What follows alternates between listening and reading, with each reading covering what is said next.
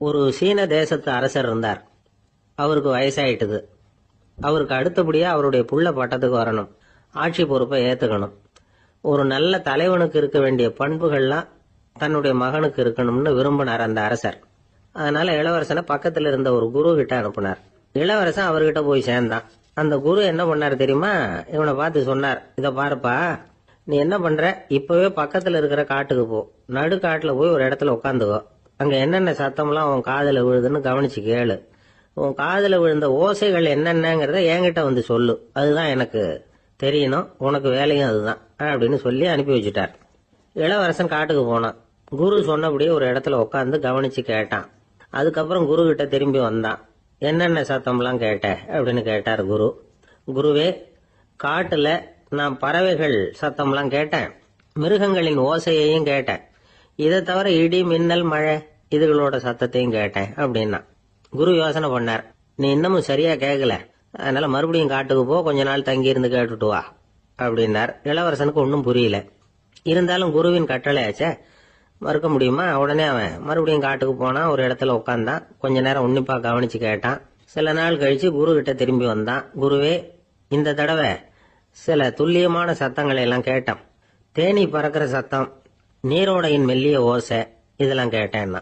குரு சிரிச்சார். நீ மறுபடியும் காட்டுக்கு போ, இன்னும் சில நாள் அங்க இரு, முழுமையா கவனமா கேட்டுட்டு வா அப்படின்னு சொல்லி அனுப்பி வச்சுட்டார். இளவரசனுக்கு குழப்பம் அதிகமாயிட்டுது. ஒண்ணுமே புரியல. மறுபடியும் காட்டுக்கு போனான். மௌனமா ஒரு இடத்துல உட்காந்துட்டான். அப்படியே தியானத்துல ஆழ்ந்துட்டான். சில நாள்ல அவனுக்கு இதுவரை கேட்காத ஓசைகள்லாம் கேட்க ஆரம்பிச்சுட்டுது. இதைத்தான் நான் கேட்கணும்னு என்னுடைய குரு எதிர்பார்த்திருக்கிறாருங்கிறத புரிஞ்சுக்கிட்டான். உடனே குரு கிட்ட ஓடனான். குருவே, இந்த தடவை காதுகளுக்கு கேட்க முடியாத சில ஓசைகளை கூட என்னால உணர முடிஞ்சுது. பூ மலருகிற ஓசை, சூரியனால பூமி சூடாகிறப்ப எழுகிற ஓசை, காலை பனித்துளியை இந்த புல்லுலாம் குடிக்கிற ஓசை, இது எல்லாம் என்னால நல்லா கேட்க முடிஞ்சுது அப்படின்னா. குருவுக்கு இப்பதான் திருப்தி ஏற்பட்டுதான். இளவரசனை பார்த்து சொன்னார், இத பாருப்பா, இப்பதான் நாட்டை ஆளுகிற தகுதி உனக்கு வந்திருக்குது அப்படின்னு சொல்லி அதுக்கு விளக்கமும் கொடுத்தாராம். எந்த அரசன் தன்னுடைய மக்களின் எதையும் பேசுகிற மௌன மொழிய, மௌன வார்த்தைகளை கேட்கிறானோ அவன் தான் ஆள தகுதி உள்ளவன். எந்த அரசன் தன்னுடைய மக்களின் உணர்ச்சிகளை உண்மையா உணர்றானோ அவன் தான் முதன்மையான அரசன். போலி வார்த்தைகளை மட்டும் கேட்டுட்டு பல மௌன ராகங்களை காதுல வாங்கிக்காதவன் அரசனே இல்லை. எந்த நாட்டுல எப்போ ஒரு அரசன் தன்னுடைய மக்களின் உணர்ச்சிகளை கேட்க மறுக்கிறானோ அன்னையிலிருந்து அந்த நாடு அழிய தொடங்குது அப்படின்னு அர்த்தம். இதுதான் அந்த குரு இளவரசனுக்கு போதிச்சது. வாயால பேசுறத மட்டும் கேட்டு ஏமாறப்படாது, உணர்ச்சிகளையும் கேட்கறதுலதான் மனப்பக்குவம் உண்டாகும். மக்கள் உணர்ச்சிகளை புரிந்து கொள்ளாத அரசர்கள் நீடிச்சிருக்க முடியாது. அது மாதிரி நாடுகள்ல அடிக்கடி குழப்பம் தான் உண்டாகும். அப்படி இருந்தா அடிக்கடி ஆட்சி மாறிட்டு இருக்கும். அப்படிப்பட்ட ஒரு தேசம், அங்க ஒரு சிறைச்சாலையில 3 கைதிகள் பேசிக்கிட்டு இருந்தாங்க. ஒருத்தன் சொன்னான், நான் இந்த நாட்டு ராஜாவை எதிர்த்து பேசிக்கிட்டு இருந்தேன், அதனால என்ன புடிச்சு கொண்டாந்து இங்க போட்டுட்டாங்க அப்படின்னா ஒருத்தன். இன்னொருத்தன் சொன்னான், நான் இந்த நாட்டு ராஜாவை ஆதரிச்சு பேசிக்கிட்டு இருந்தேன், அதனால என்ன புடிச்சு கொண்டாந்து இங்க தள்ளி விட்டாங்க அப்படின்னா.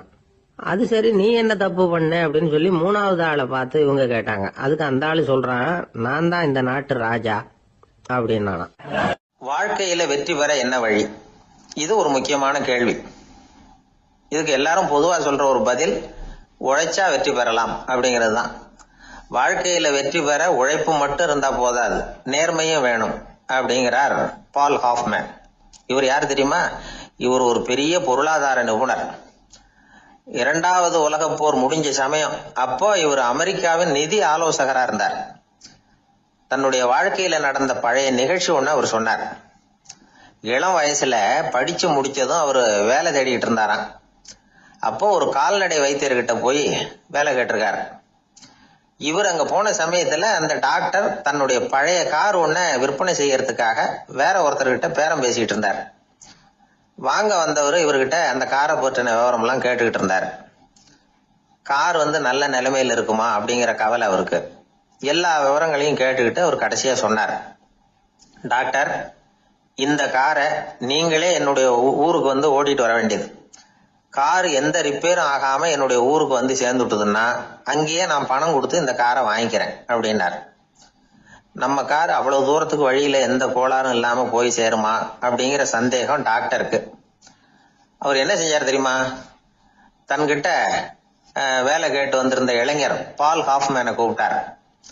அவர்கிட்ட சொன்னார், இத பாருப்பா, இந்த காரை நீ அவருடைய ஊர் வரைக்கும் நல்லபடியா ஓட்டிட்டு போய் சேர்த்துட்டீன்னா உனக்கு நான் வேலை கொடுத்து விடுறேன். அது மட்டும் இல்ல, காரு விற்கிற தொகையில கமிஷனும் கொடுக்குறேன், என்ன சம்மதமா அப்படின்னு கேட்டார். ஹாஃப்மேன் யோசனை பண்ணார். அதுக்கப்புறம் சரின்னு சொல்லி சம்மதிச்சார். கொஞ்ச நேரத்துல அவரும் கார் வாங்க வந்தவரும் புறப்பட்டாங்க. இவர் ரொம்ப சிரமப்பட்டு வழியில எங்கேயும் நிறுத்தாம காரை ரொம்ப சாமர்த்தியமா ஓட்டிட்டு போய் சேர்த்துட்டார். இவரை அழைச்சிக்கிட்டு வீட்டுக்குள்ள போனார். அப்புறம் கேட்டார், இத பாருப்பா, இப்ப சொல்லு, இந்த காரோட நிலைமை இப்ப எப்படி இருக்கு? உண்மையிலேயே இது நல்ல நிலைமையில இருக்குதா? உன்னுடைய மனசாட்சிப்படி பதில் சொல் அப்படின்னார். இவரும் உடனே காரு நல்ல நிலைமையில தான் இருக்கு அப்படின்னு சொல்றதுக்கு வாயை திறந்தார். அதுக்குள்ள பார்வை எதிரில் உள்ள சுவர் மேல பட்டுது. அங்க இயேசுநாதர் படம் ஒண்ணு மாட்டியிருந்தாங்க. அதுக்கு அடியில எழுதியிருந்த வாசகம் என்னன்னா, நீ பேசும் ஒவ்வொரு வார்த்தையையும் இயேசு கவனித்துக் கொண்டிருக்கிறார் அப்படின்னு இருந்தது. அந்த வரிகளை பார்த்தார். உடனே காரு சரியில்லை அப்படிங்கிற உண்மையை சொல்லிவிட்டார். இவர் இப்படி சொன்னதும் இவரை ரொம்ப ஆச்சரியமா பார்த்தார். இவர்கிட்ட இருந்த நேர்மை அவரை சிந்திக்க வச்சது. உன்னுடைய நேர்மையை பாராட்டுறேன், உனக்கு கமிஷன் கிடைக்கணுங்கிறதுக்காகவே நான் இந்த காரை வாங்கிக்கிறேன்னார். இப்போ அவர் திகைச்சு போய் நின்னார். மறுபடியும் அவர் சொன்னார், நீ காரை ஓட்டிட்டு வரும்பொழுதே உன்னுடைய திறமையை பார்த்தேன், உனக்கு விருப்பம் இருந்தா நீ என்கிட்டயே வேலைக்கு சேர்ந்துடலாம் அப்படின்னார். பால் ஹாஃப்மேன் அவர்கிட்ட வேலைக்கு சேர்ந்தார். படிப்படியா முன்னேறினார். கடைசியில பாத்தீங்கன்னா அமெரிக்காவுடைய நிதி ஆலோசகரா ஆனார். அதுக்கப்புறம் அவர் அந்த பழைய சம்பவத்தை எப்பவும் மறக்கிறது இல்லை, அடிக்கடி சொல்றது உண்டு. அதனால இதுல இருந்து நாம தெரிஞ்சுக்க வேண்டியது என்னன்னா, வாழ்க்கையில முன்னுக்கு வரணும்னா உழைப்பு மட்டும் போதாது, நேர்மையும் வேணும். இந்த காலத்துல சிலருடைய நேர்மை நமக்கு ஆச்சரியமா கூட இருக்கும். ஒருத்தர் புஸ்தக கடை வச்சிருந்தார். ரொம்ப நேரமா தேடி ஒரு புத்தகத்தை கையில் எடுத்தார். அதுக்கு பில் போட சொன்னார். அந்த புத்தக கடைக்கு வந்த இன்னொருத்தர் பில் போடுறவர், சார் இந்த புத்தகம் மகா அறுவை, மகா மட்டம், இது வேணாம், உங்களுக்கு வேற ஏதாவது ஒண்ணு பாருங்கன்னார். புத்தக கடை வச்சிருக்கிறவரே இப்படி சொன்னார். வாங்க வந்தவர் இவர் ஆச்சரியமா பார்த்தார். உங்க நேர்மையை பாராட்டுறேன், அது சரி, இந்த புத்தகத்தை ஏற்கனவே நீங்க படிச்சு பார்த்துட்டீங்களான்னு கேட்டார். அதை படிச்சு வேற பார்க்கணுமான்னார். அப்புறம் எப்படி இது மகா மட்டம்னு சொல்றீங்க அப்படின்னார். அதை எழுதினவனே நான் தான் சார் அப்படின்னார் அவர். இது ஒரு விதமான நேர்மை, நேர்மையை ஒத்துக்கிறது. எப்படி இருந்தாலும் வாழ்க்கையில உழைப்பும் நேர்மையும் உயர்வதற்கு வழிகள். உழைப்பை விட நேர்மை முக்கியம் அப்படிங்கறத புரிந்து கொண்டால் வாழ்க்கையில வெற்றி நிச்சயம். திருநெல்வேலி மாவட்டத்துல கோவில்பட்டிக்கு பக்கத்துல உள்ள ஊர் கடம்பூர். காமராசர் முதலமைச்சரா இருந்த காலம். கடம்பூர்ல ஒரு பள்ளி சீரமைப்பு மாநாடு நடக்குது. அந்த பக்கத்துல உள்ள பள்ளிக்கூடம்லாம் அதுல கலந்துக்குது. கண்காட்சி வேற, ஊர் பூரா விழா கோலம். மறுநாள் மாநாடு நடக்க போகுது. ஆனா முதல் நாளே மழை பிடிச்சிக்கிட்டுது. மறுநாளும் அது விடாம பேஞ்சுக்கிட்டு இருக்குது. காமராசர் காலையில இருந்து பல்வேறு நிகழ்ச்சிகள்ல கலந்துகிட்டு சாயந்தரமா கடம்பூருக்கு வந்து சேர வேண்டியவர். மழை பெஞ்சுக்கிட்டு இருக்கிறதுனால நிகழ்ச்சி ரத்தாயிடுமோ என்னமோ அப்படின்னு எல்லாரும் சந்தேகப்பட்டுக்கிட்டு இருக்கிறாங்க. அவர் கோவில்பட்டி பயணிகள் விடுதியில இருக்கிறார். கடம்பூர்ல இருந்து சில பேர் போய் அவரை சந்திக்கிறாங்க. மழை பெஞ்சுக்கிட்டு இருக்குதே, என்ன செய்யலாம் அப்படின்னு கேக்குறாங்க. மழை பெஞ்சா நல்லது தானே, அதுக்காக மாநாட்டை எதுக்காக ரத்து செய்யணும்? ஆசிரியர்கள் எவ்வளவு கஷ்டப்பட்டு ஏற்பாடு பண்ண மாநாடு, கட்டாயம் வந்துடுறேன் அப்படின்னாராம் காமராசர். உடனே புறப்பட்டார். மழையை பொருட்படுத்தாத மக்கள் கூட்டம். அது கலையாம காத்துக்கிட்டு இருக்கிறாங்க அவ்வளவு பேரும். தலைவர் வந்துட்டார்னு தெரிஞ்சது ஜனங்களுக்கு ஏகப்பட்ட உற்சாகம். ஜனங்கள் அவ்வளவு உற்சாகமா வரவேற்றாங்க. மாநாடு ஆரம்பமாச்சு.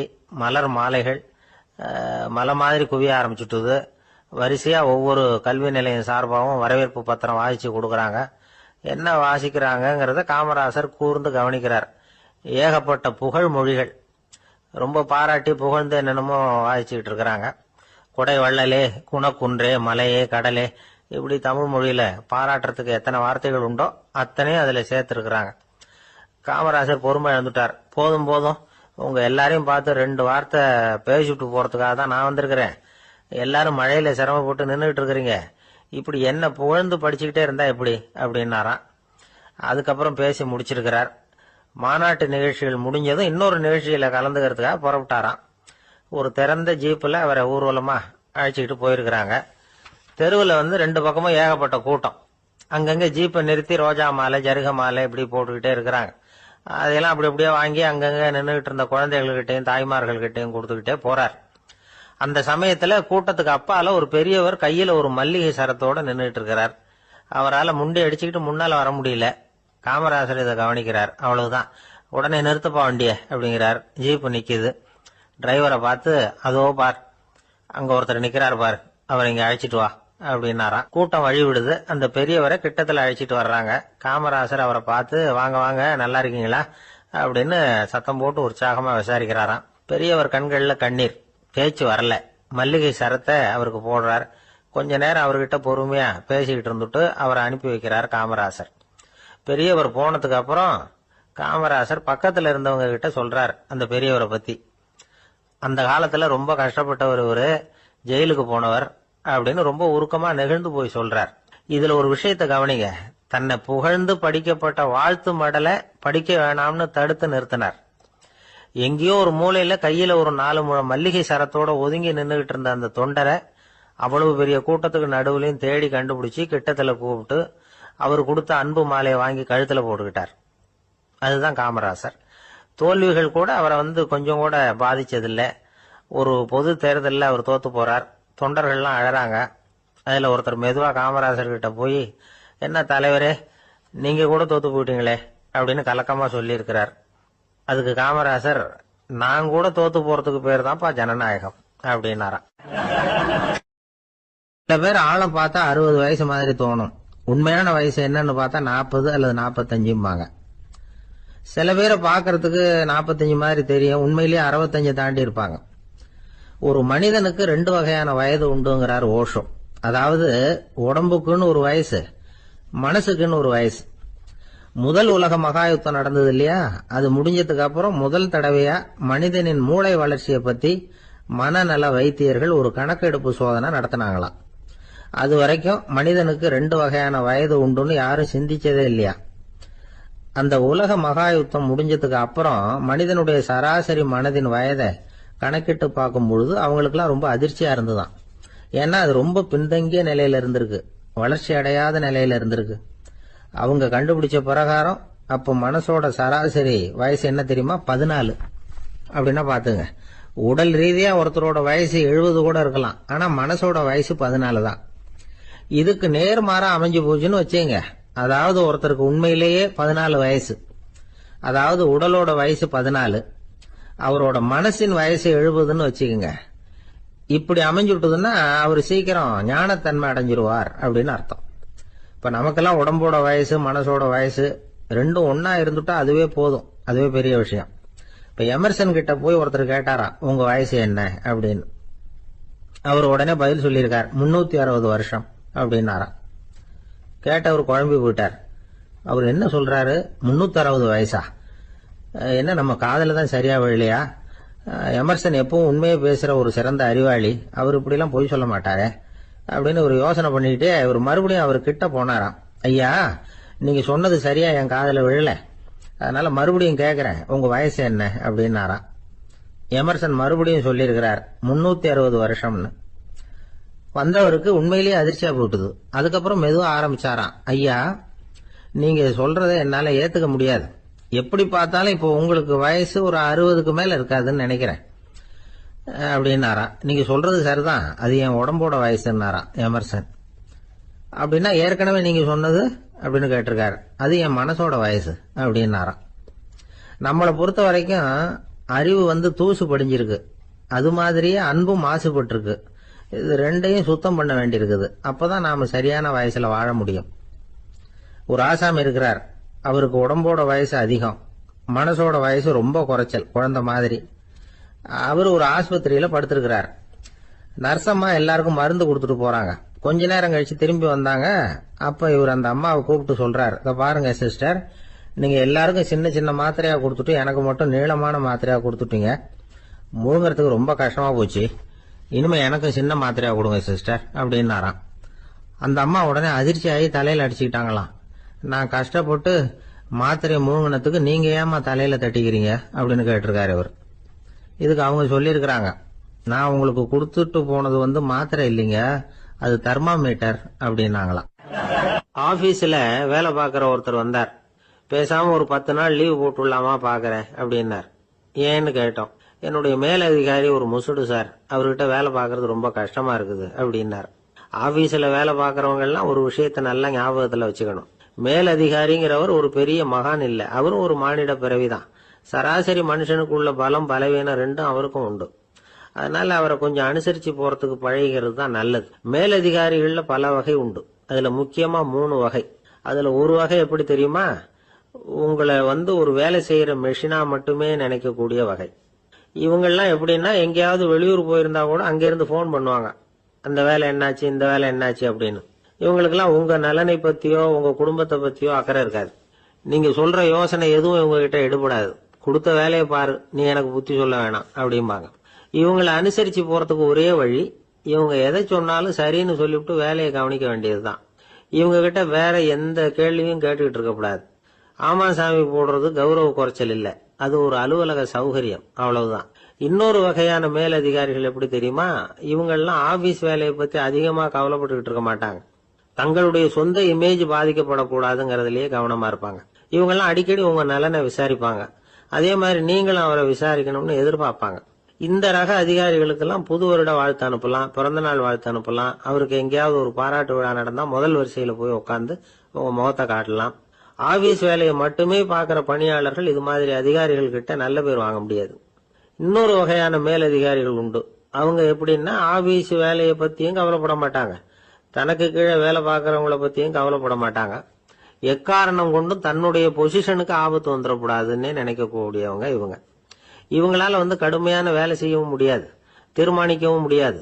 எந்த முடிவையும் எடுக்காம அப்படியே தள்ளி போட்டுக்கிட்டே போடுவாங்க எல்லாத்தையும். இதனால என்ன ஆகும்னா, இவருக்கு கீழே வேலை பார்க்கற உங்களுக்கு பொறுப்பு அதிகமாயிடும். இவங்க கிட்ட போய் பிரச்சனையை மட்டும் சொல்லி பிரயோஜனம் இல்லை, அதுக்கான முடிவுகளை நீங்களே சொல்லணும். அப்பதான் இது மாதிரி அதிகாரிகள் கிட்ட நல்ல பேர் வாங்கலாம். அட்லீஸ்ட் கெட்ட பேர் வாங்காமலாவது காலம் தள்ளலாம். ஆபீஸ்ல வேலை பார்க்கறவங்க முக்கியமா சில விஷயங்களை ஞாபகத்துல வச்சுக்கணும். ஆபீஸ்ல நடக்கிற நல்லது கெட்டது எதுவா இருந்தாலும் உடனடியா மேலதிகாரி கிட்ட தெரிவிக்கிறது நல்லது. 3வது மனிதர் மூலமா அதை அவர் தெரிஞ்சுக்கிறது அவ்வளவு நல்லது இல்லை. எந்த மேல் அதிகாரியுமே தான் இந்த சர்பாஸ் செய்யப்படுறத விரும்புறதில்லை. அதனால அவருக்கு தெரியாம மேலிடத்துக்கு மணி எழுதி போடக்கூடாது. அப்படி எழுதி போடுறவங்க சில பேர் இருக்கிறாங்க. நீங்களும் உங்க மேலதிகாரியும் தொழில் ரீதியா ஒரே படிப்பு படிச்சவரா இருக்கலாம். அப்படி இருந்ததுன்னா அட்ஜஸ்ட் பண்ணி போறது கொஞ்சம் கஷ்டம்தான். இதை மனசுல வச்சுக்கிட்டு நடந்துக்கணும்.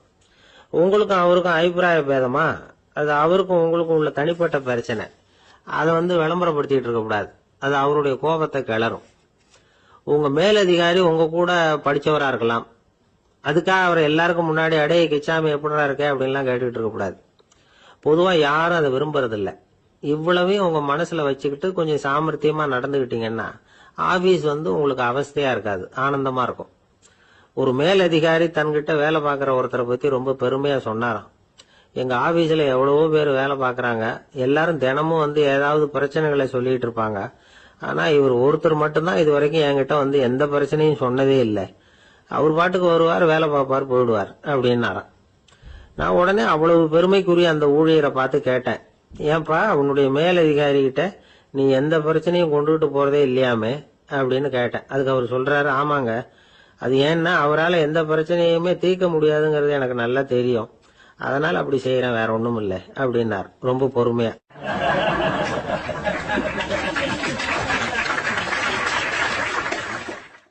ஒருத்தர் சிகரெட்டும் கையுமா வந்தார். சார், இந்த புகைப்பிடிக்கிற பழக்கத்தை நிறுத்தி போடணும்னு தான் பாக்கிறேன், முடியலன்னார். புகைப்பிடிக்கிறத நிறுத்துறது ரொம்ப சுலபம் சார் அப்படின்னார் இன்னொருத்தர். எப்படி சொல்றீங்கன்னு கேட்டார் அவரு. நான் கூட ஏற்கனவே 10 தடவை அந்த பழக்கத்தை நிறுத்தி இருக்கிறேன் சார் அப்படின்னார் இவர். இதுல இருந்து என்ன தெரியுது?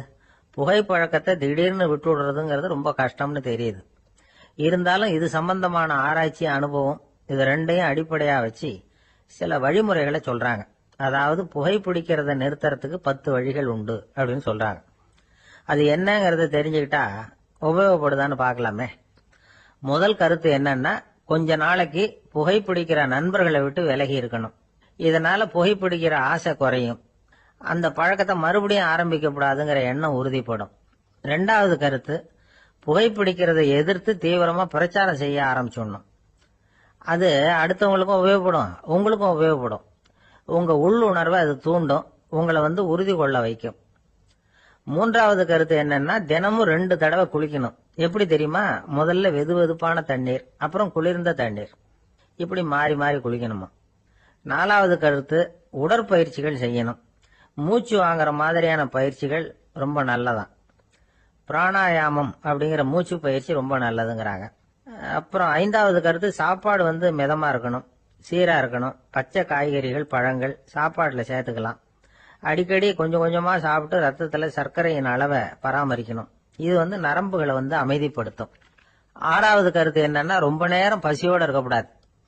புகைப்பிடிக்கிறத நிறுத்த முயற்சி செய்யும் பொழுது எடை குறைப்பு நடவடிக்கைகளை மேற்கொள்ளக்கூடாது. 7வது கருத்து, காப்பி, தேநீர், மதுபானம், அப்புறம் போதைப் பொருள்கள் கலந்த உணவுகள் இதெல்லாம் வேணாம். புகைப்பிடிக்கிறத அதெல்லாம் ஊக்கப்படுத்தும். கடுகு, மிளகு, அப்புறம் காரமான பொருள்களை தவிர்க்கணும். உப்பு அளவை குறைக்கணும். தினமும் 10 குவளை தண்ணீராவது குடிக்கணும். வெறும் தண்ணி புகைப்பிடிக்கிற ஆவலை தணிக்குதான். 8வது கருத்து, கையில சிகரெட்டு, புகையில ஏதாவது இருந்தா உடனே தூக்கி எறிஞ்சிருங்க. அது கையில் இருக்கிற வரைக்கும் புகைப்பிடிக்கிற ஆசை வந்துகிட்டே இருக்கும். 9வது கருத்து என்னன்னா, இறை நம்பிக்கை உள்ளவங்க புகைப்பிடிக்கிற எண்ணம் வர்றப்போவெல்லாம் பிரார்த்தனை செய்ய ஆரம்பிச்சுடலாம். 10வது கருத்து, உங்களுக்கு ரொம்பவும் வேண்டியவங்க யாரோ அவங்க கிட்ட எல்லாம் நீங்க புகைப்பிடிக்கிறத நிறுத்தி விட்டதா சொல்லிவிடுங்க. இந்த 10 வழிகளையும் கடைபிடிக்க ஆரம்பிச்சுட்டா புகைப்பிடிக்கும் பழக்கத்தை நிறுத்தி விடலாம் அப்படின்னு சொல்றாங்க அனுபவப்பட்டவங்க. முயற்சி பண்ணி பார்க்கலாம். ஒரு முக்கியமான இடத்துல நின்றுகிட்டு இருந்தார் ஒருத்தர். அங்க இன்னொருத்தர், ஏன் சார் இந்த இடத்துல சிகரெட் பிடிக்கலாமா அப்படின்னு அனுமதி கேட்டார். இந்த இடத்துல சிகரெட் பிடிக்க கூடாதுங்க அப்படின்னாரு இவர். நீங்க இப்படி சொல்றீங்க, ஆனா இந்த இடத்துல கீழே நிறைய சிகரெட் துண்டுகள் கிடக்குதே, அவங்கெல்லாம் யாரு? அவங்கெல்லாம் உங்க மாதிரி என்கிட்ட அனுமதி கேட்காதவங்க அப்படின்னாராம் இவர். ஒரு ஊர்ல ஒரு பெரிய ஞானி இருந்தார். அவர் படுக்கையில இருந்தார். இன்னும் கொஞ்ச நேரம் தான் அவர் இந்த உலகத்துல இருக்க போறார். அவரை சுத்தி ஏகப்பட்ட கூட்டம். ஏற்கனவே அவருடைய உபதேசங்களை கேட்டவங்க பல பேர் அவரை சுத்தி நிக்கிறாங்க. அந்த ஞானி மெதுவா கண்ணை திறந்து பாக்குறார். எல்லாரும் அவருடைய கடைசி வார்த்தையை கேட்கறதுக்காக அவளோட காத்துக்கிட்டு இருக்கிறாங்க. அந்த ஞானி மெதுவா பேச ஆரம்பிச்சார். நான் என்னுடைய வாழ்நாள் பூராவும் உங்களுக்கு நிறைய போதனைகள் சொல்லிட்டு இருக்கிறேன். பேரானந்தம், மகிழ்ச்சி, தியானத்தன்மை இதை பத்தி எல்லாம் சொல்லி இருக்கிறேன். இப்போ நான் வேற ஒரு கரைக்கு போயிட்டு இருக்கிறேன். நான் இனிமே இந்த கரையில இருக்க மாட்டேன். நீங்க நான் சொன்னதையெல்லாம் கேட்டீங்க, ஆனா எதையும் நீங்க நடைமுறைப்படுத்தி பார்க்கல. எல்லாம் கேட்டதோட சரி, அதோட விட்டுட்டீங்க. அப்புறம் அதை தள்ளி போட்டுக்கிட்டே வந்துட்டீங்க. மேலும் அதை தள்ளி போடுறதுல எந்த பிரயோஜனமும் கிடையாது. இப்ப நான் போய்கிட்டு இருக்கிறேன். உங்கள யாராவது என்னோட வர்றதுக்கு தயாரா அப்படின்னு கேட்டார். அவ்வளவுதான், யாரும் வாய திறக்கல. ஒரே மௌனம், சத்தமே இல்ல. ஒருத்தர் பார்த்துக்கிட்டே நிக்கிறாங்க. அந்த கூட்டத்துல ஒரு ஆள் அந்த ஞானி கூடவே 40 வருஷத்துக்கு மேல இருந்திருக்கிறான். அவனும் வாயை திறக்காம இன்னொருத்தன் முகத்தை பார்த்துக்கிட்டே நிக்கிறான். இந்த சமயத்துல பின்னாடி நின்றுகிட்டு இருந்த ஒருத்தன் கையை தூக்கினான். ஞானி அவனை பார்த்தார். சரி, ஒருத்தனுக்காவது நம்மோட வர்றதுக்கு தைரியம் இருக்குது அப்படின்னு நினைச்சார். ஆனா அந்த ஆள் என்ன சொன்னான் தெரியுமா? ஐயா, நீங்க கேக்குறப்போ நான் உடனே எழுந்திருக்கல, கையை மட்டும்தான் தூக்கினேன். என்ன காரணம்னா, நான் எப்படி அடுத்த கரைக்கு சேர்றதுங்கிறது தெரிஞ்சுக்கிறதுக்காகத்தான். அந்த விவரத்தை மட்டும் இப்ப உங்ககிட்ட இருந்து நான் தெரிஞ்சுக்க ஆசைப்படுறேன். ஏன்னா இப்ப நான் உங்க கூட வர்றதுக்கு தயாரா இல்ல. எவ்வளவோ காரியங்களை நான் இன்னும் இங்க முடிக்க வேண்டி இருக்குது. வீட்டுக்கு ஒரு விருந்தினர் வந்திருக்கிறார். என்னுடைய இளைய மகனுக்கு கல்யாணம் பண்ணி வைக்கணும். அதனால இன்னைக்கு உங்க கூட வர முடியாது. அது மட்டும் இல்ல, இப்போ உங்க கூட அடுத்த கரைக்கு வந்தா திரும்பி வர முடியாதுன்னு வேற சொல்றீங்க. அதனால இப்ப நான் வரல. இன்னொரு நாள் நிச்சயமா நான் வர்றேங்க, உங்களை சந்திக்கிறேன். அதனால இப்ப நீங்க இன்னொரு தடவை எங்களுக்கு விளக்கமா சொல்லணும். ஏற்கனவே பல தடவை சொல்லி இருக்கிறீங்க. தயவு பண்ணி இப்போ ஒரு தடவை சொன்னீங்கன்னா சௌரியமா இருக்கும். அந்த அடுத்த கரையை அடையிறது எப்படி? இப்போ ஒரு தடவை அதை விளக்கமா சொல்லிட்டீங்கன்னா நல்லா ஞாபகப்படுத்திக்குவேன். அது சரியான சமயம் வர்றப்போ இது எனக்கு உதவியா இருக்கும் அப்படின்னு நானா. ஆனா உண்மை என்ன தெரியுமா? அந்த சரியான சமயம் வரவே இல்லை அப்படிங்கறது தான் உண்மை. இப்படி அந்த கதை முடியும். இந்த கதை அந்த ஒரு ஆளுக்கு மட்டும் இல்ல, கிட்டத்தட்ட எல்லாருக்குமே அது பொருந்தும் அப்படிங்கிறாங்க விவரம் தெரிஞ்சவங்க. எல்லாருமே அந்த சரியான தருணத்துக்காக தான் காத்துக்கிட்டு இருக்கிறாங்களாம். அதுக்காக ஜோசியம் பாக்குறாங்க, கைரேகை பாக்குறாங்க. நாளைக்கு என்ன நடக்கும்ங்கிற ஆவல்ல எல்லாரும் காத்துக்கிட்டு இருக்கிறாங்க. ஆனா அந்த ஒரு நாள் ஒருபோதும் வரப்போறது இல்ல. நீங்க தள்ளி போடுறதுக்காக பல அர்த்தமில்லாத காரணங்களை தேடுறீங்க அப்படிங்கிறார் ஒரு ஞானி. காத்திருக்கிறதுலேயே நம்ம காலம் ஓடி போயிடுது. ஏன்னா இன்னைக்கு நாம சிந்திக்கிறது நாளைக்கு நாம சிந்திக்கிறது இல்ல. ஒவ்வொரு நாளும் ஒவ்வொரு மாதிரி போயிடுது.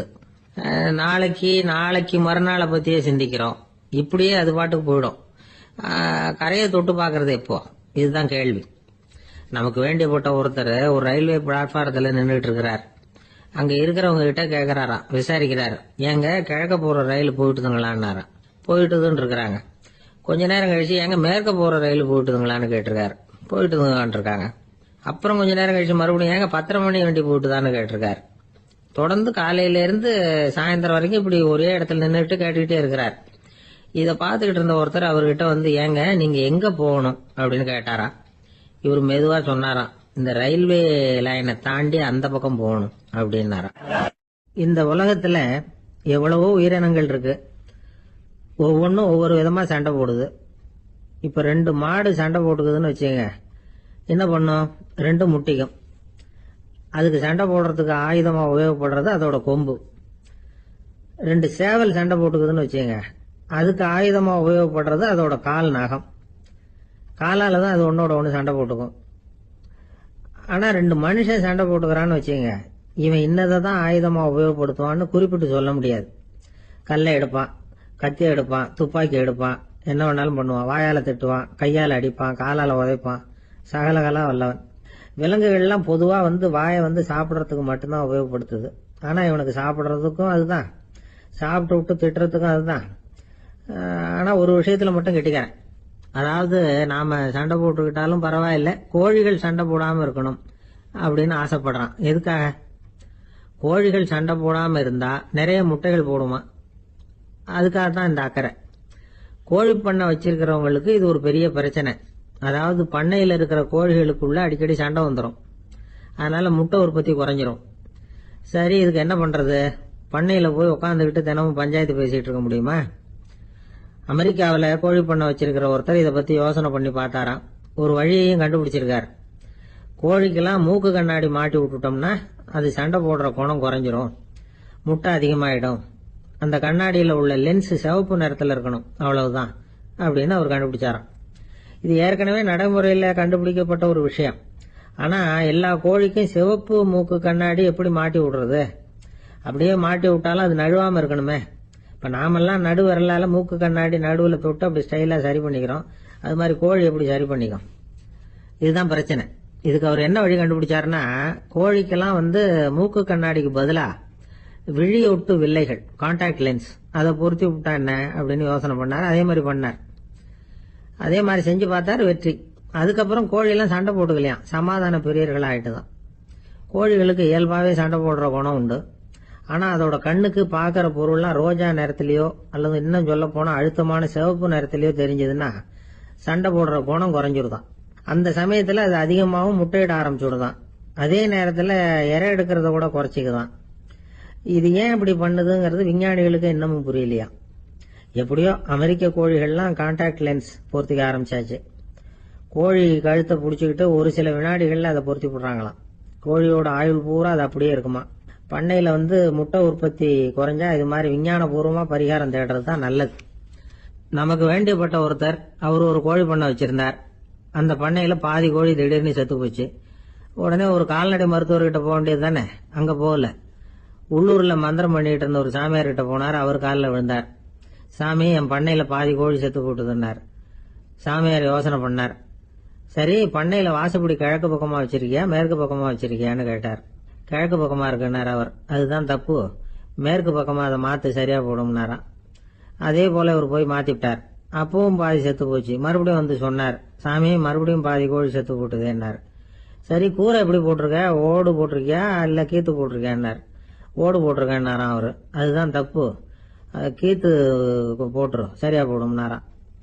சரின்னு போய் அதையும் மாத்தி பார்த்தார். மறுபடியும் போயிட்டு கோழி செத்து போச்சு. வந்தாரு, மறுபடியும் பாதி செத்து போச்சு சாமின்னு வந்தார். இவரும் யோசனையை மாத்தி மாத்தி சொல்லிட்டே இருக்கிறார். இப்படி அவரும் மாத்தி மாத்தி பார்த்தார். 6வது தடவையா அவரை தேடிட்டு வந்தார். அந்த சமயத்துல இவர் ரொம்ப தீவிரமா யோசனை பண்ணி பார்த்துட்டு, அது சரிப்பா, நீ என்கிட்ட சளைக்காம வந்துகிட்டு இருக்கிற, நானும் யோசனை சொல்லிட்டு இருக்கேன். இப்பவும் உங்ககிட்ட சொல்றதுக்கு என்கிட்ட யோசனை நிறைய இருக்கு, ஆனா சோதிக்கிறதுக்கு உங்ககிட்ட கோழி இல்லையே, என்ன பண்றது அப்படின்னாராம். ஒருத்தர் ரொம்ப அவசரமா வந்தார். சார், மனுஷன் நிம்மதியா இருக்கிறதுக்கு என்ன வழின்னு கேட்டார். சீக்கிரமா ஒரு கல்யாணத்தை பண்ணீங்க, எல்லாம் சரியா போடும் அப்படின்னோம். அவர் ஒரு மாதிரியா பார்த்தார். ஏற்கனவே எனக்கு கல்யாணம் ஆயிட்டுது சார், அதனாலதானே நிம்மதியா இருக்கிறதுக்கு வழி கேட்கிறேன் அப்படின்னார். சரி, இவர் ஒரு மாதிரியான கேஸ் அப்படின்னு நினைச்சுக்கிட்டு நம்ம கிட்ட இருந்த ஒரு சின்ன புத்தகத்தை அவர்கிட்ட தூக்கி கொடுத்தோம். இதை படிச்சு பாருங்கன்னு. கல்யாணத்துக்கு பிறகும் சந்தோஷமா இருக்கிறதுக்கு என்ன வழி அப்படிங்கிற கேள்விக்கு அந்த புத்தகத்துல விளக்கம் இருந்தது. கணவன் மனைவிக்குள்ள சிக்கல் வராம இருக்கிறதுக்கு அதுல சில வழிகளை சொல்லி கொடுத்துருக்காங்க. அதெல்லாம் என்னென்ன அப்படிங்கறத இப்ப பாக்கலாமா? குடும்பம்னு இருந்தா கோபம் வரதான் செய்யும். அது வந்துட்டு போட்டும் பரவாயில்ல. ஆனா அந்த கோபம் ஒரே நேரத்துல 2 பேருக்கும் வந்துடாம பாத்துக்கணும். ஒரு சமயத்துல யாராவது ஒருத்தர் தான் கோபப்படணும், அடுத்தவங்க அமைதியா இருக்கணும். அதுக்கப்புறம் இவர் அமைதியான உடனே அவங்க ஆரம்பிச்சுக்கலாம். கோபமா ஏதாவது சொன்னா உடனே கோபமா பதில் சொல்லக்கூடாது. கொஞ்சம் பொறுத்து கோபம் தீர்ந்த உடனே அந்த பதில சொல்லலாம். அப்போ பதில் கோபமா இருந்தா கூட அது அவ்வளவு பெருசா தெரியாது. அற்ப விஷயத்துக்கெல்லாம் காய்ச்சி மூச்சுன்னு கத்திட்டு இருக்க கூடாது. உங்க 2 பேருக்குள்ள ஒரு தர்க்கம் ஆரம்பமாயிட்டுதுன்னு வச்சுக்கோங்க. கடுமையா 2 பேரும் விவாதம் பண்றீங்க. உங்கள ஒருத்தர் இதுல ஜெயிக்கணும்னா அது நீங்களா இருக்க வேணாம், அடுத்தவங்க ஜெயிக்கிறதுக்கு நீங்க துணையா இருங்களேன். அப்படின்னா நீங்க கொஞ்சம் விட்டு கொடுக்கணும், அவ்வளவுதான். ஏதாவது குத்தம் சொல்லணுமா, செஞ்ச தப்ப சுட்டி காட்டணுமா, விமர்சனம் பண்ணணுமா, பண்ணுங்க, வேணான்னு சொல்லல. ஆனா சொன்னத அப்படி சொல்றத கொஞ்சம் அன்பா இதமா சொல்லுங்க. எப்போ நடந்த தவறுகளை எல்லாம் இப்ப போய் மறுபடியும் ஞாபகப்படுத்திட்டு இருக்க வேண்டாம். நான் அப்பவே சொன்னேன் இந்த புடவை வேணாம்னு, நீங்க தான் கேட்கல, இப்ப பாருங்க கிழிஞ்சு போச்சு இப்படின்னு கத்துனாங்க ஒரு அம்மா. எப்ப சொன்னீங்கன்னு கேட்டா ஒரு 10 வருஷத்துக்கு முன்னாடி தீபாவளி சமயத்துல அப்படிங்கிறாங்க. அது என்ன இன்னும் அப்படியே புதுசாகவா இருக்கும்? உங்களுக்கு அவரு தான் பெருசு, அவருக்கு நீங்க தான் பெருசு. அதை விட இந்த உலகத்துல வேற எதுவும் முக்கியம் இல்லைன்னு நினைக்கணும். நீ தான் என்னுடைய உலகம்னு எத்தனை தடவை சொல்லியிருப்பீங்க? அதெல்லாம் வெறும் வசனமா போயிடக்கூடாது. ஏதாவது ஒரு பிரச்சனையை பத்தி கடுமையா விவாதம் பண்ணிட்டு இருக்கீங்க, அதை அப்படியே பாதியில விட்டுட்டு படுக்கைக்கு போயிடக்கூடாது. சுச்சத்தை நாளைக்கு பேசிக்கலாம்னு. அப்படி போனா தூக்கம் வராது. பிரச்சனையை ஒரு முடிவு பண்ணிக்கிட்டு அதுக்கப்புறமா தூங்க போகணும். ஒரு நாள்ல ஒரு தடவையாவது உங்க ஜோடியை பாராட்டி நல்ல விதமா கனிவா ஒரு வார்த்தை சொல்லணும் அப்படின்னு தீர்மானம் பண்ணீங்க. ஏதாவது தப்பு பண்ணிவிட்டீங்கன்னா பரவாயில்ல, அதை ஒத்துக்கிறதுக்கும் மன்னிப்பு கேட்கறதுக்கும் தயாரா இருக்கணும். அது ஒன்றும் கேவலம் கிடையாது. வீட்டுக்குள்ளதானே கேட்க போறீங்க, வெளியில யாருக்கு தெரிய போதும்? எப்படியோ உங்களுக்குள்ள ஒரு சமரசம் ஆனா சரிதான். ஒரு தகராறுன்னு எடுத்துக்கிட்டா குறைஞ்சபட்சம் அதுக்கு 2 பேர் தேவை. தனியாவே உட்காந்துக்கிட்டு நான் இப்ப தகராறு பண்ணிட்டு இருக்கிறேன் அப்படின்னு யாரும் சொல்ல முடியாது. 2 பேர் தகராறு பண்றாங்கன்னா பொதுவா அந்த 2 பேர்ல யாரு அதிகமா பேசுறாங்களோ அவங்க பேர்ல தான் தப்பு இருக்கும். அதை மனசுல வச்சுக்கணும். இதெல்லாம் தான் அந்த புத்தகத்துல போட்டிருக்கிற வழிமுறைகள். இவ்வளவும் சரியா வரலன்னா அப்புறமா சொல்லுங்க, வேற புத்தகம் ஏதாவது இருக்கான்னு தேடுவோம். ஒரு கணவன் தன்னுடைய மனைவியை அழைச்சிட்டு ஒரு மனோதத்துவ டாக்டர் கிட்ட வந்தாரா. டாக்டர், எங்களுக்கு கல்யாணம் ஆகி 30 வருஷ காலமா நாங்க ஒரு விஷயத்துல கூட ஒத்து போனதில்லை அப்படின்னு ஆரம்பிச்சார். உடனே அந்த அம்மா குறுக்கிட்டு, அது 30 வருஷம் இல்ல 32 வருஷம் அப்படின்னாங்களாம்.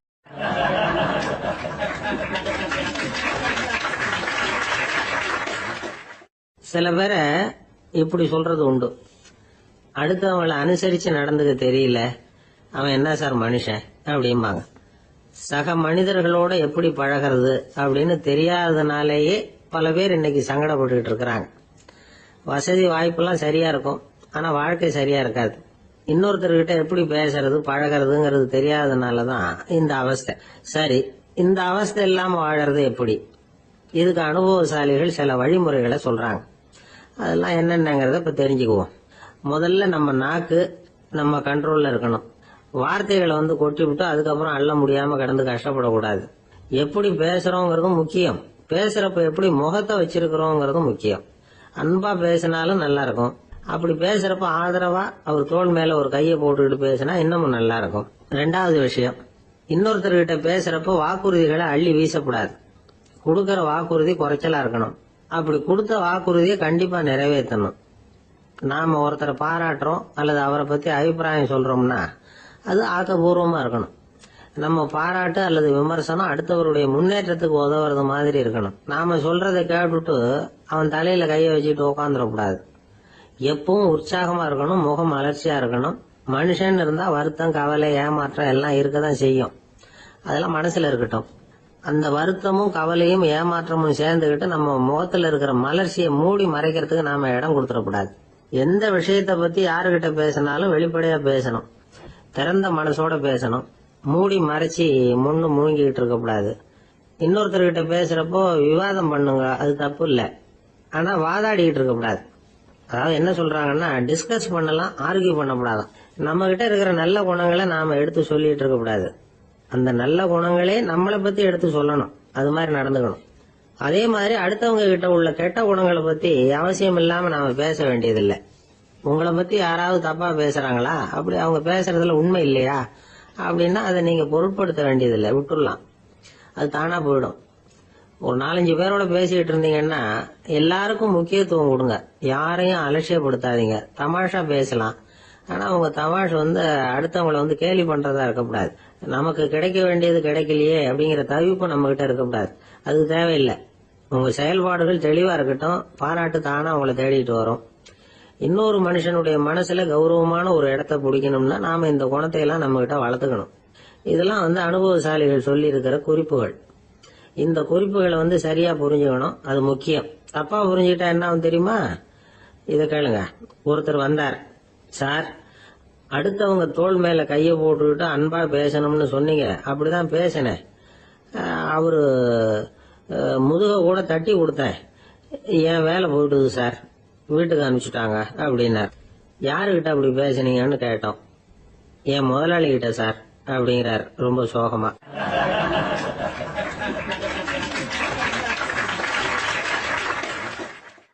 இந்த உலகமே ஒரு நாடக மேடை, நாம எல்லாரும் நடிகர்கள். இது ஞானிகள் சொல்றது. இது ஒரு பக்கம் இருக்கட்டும். இந்த உலகத்துக்குள்ள எத்தனையோ நாடக மேடைகள், எத்தனையோ நடிகர்கள், எத்தனையோ நாடகங்கள், இதெல்லாம் எப்படி ஆரம்பமாச்சு? அதுதான் இன்னைக்கு தகவல். அதாவது ஆதி மனிதன் பேச ஆரம்பிக்கிறதுக்கு முன்னாடி சைகையாலேயே எல்லாத்தையும் சொல்லிட்டு இருந்தான். அதனால அப்பவே நடிப்பு ஆரம்பமாயிட்டுது. முதல்ல ஒரு வேட்டையத்தான் அவன் நடிச்சு காட்டியிருப்பான். இவன் எப்படி போனான், எதிரில் மிருகம் எப்படி வந்தது, அதோட எப்படி சண்டை போட்டான், எப்படி அடிச்சு கொண்டுட்டு வந்தான், இது அப்படியே மற்றவங்களுக்கு நடிச்சு காட்டியிருப்பான். ஏன்னா மொழி கிடையாது. இந்த காலத்துல எல்லாம் நாடகங்கள்ல நடிக்கிறவங்கள நடிகர்கள்ங்கிறோம். ஒரு காலத்துல இவங்களுக்கு என்ன பேரு தெரியுமா? திஸ்பியர்கள் அப்படின்னு பேராம். இதுக்கு காரணம் உண்டு. அதாவது 2000 வருஷத்துக்கு முன்னாடி கிரீஸ் நாட்டுல திசிபியஸ் அப்படின்னு ஒரு ஆள் இருந்தான். அவன் ஒரு பெரிய நாடக கலைஞன். அவன் சில இளைஞர்களை சேர்த்துக்கிட்டான், பயிற்சி கொடுத்தான், நாடக குழுவை உருவாக்கினான். நடிகர்களையும் நாடகத்துக்கு தேவையான பொருள்களையும் ஏற்றிக்கிட்டு போறதுக்கு ஒரு வண்டியையும் தயார் பண்ணான். அந்த வண்டியிலேயே அவன் கிரேக்க நாடு பூராவும் சுத்தினான். ஊர் ஊரா நாடகம் போட்டான். ஒரு ஊருக்கு போனதும் அங்க நாடகம் நடத்த தியேட்டர் இருக்கா அப்படிங்கன்னு எல்லாம் பாக்குறது இல்ல அவன். ஏன்னா அப்போலாம் தியேட்டர்னா என்னன்னு தெரியாது. நாடகம்னா அது ஒரு மூடிய கொட்டைக்குள்ளதான் நடத்தணுங்கிறது அப்ப யாருக்குமே தோணல.